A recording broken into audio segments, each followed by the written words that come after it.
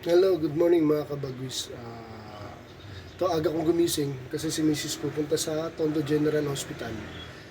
Nagpasabay ako, isang ibon.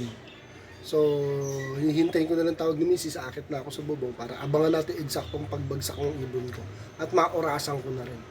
Wala pang hagis sa Tondo Gen yun, pero may hagis na ng Tandang Sora. So, tignan natin. Lapit-lapit lang naman yun. Kaya abang-abang tayo mga kabagwis. Okay, nandito tayo sa bubong mga kabagis. Naghihintay tayo ng tawag ni Mrs. Actually, malapit lang yun. Kaya lang, sa mga bagong hagis pa, hindi malapit yun. El Tondo na yun eh. Diba, ronda-ronda lang dito yun. Tignan natin. Pagtawag doon ko sisimulan yung oras, ilang minuto. Siya darating dito, baka oras niya dahil unang hagis. Tignan natin. So yun problema ko, naghihintay ako ng tawag ni Mrs.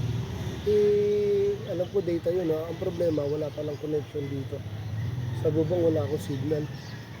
Kaya patay tayo, manual tayo maghahanap ng ibon. Abang tayo talaga. Tignan niya Mrs. ko, Koboy, di na iya maghagi sa Tondo General Hospital yan sa labas.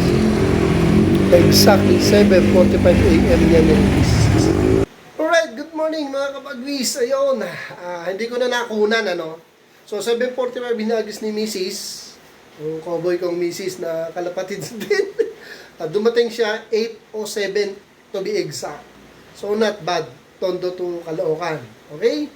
Ayos! Next time ulit! Thank you for watching.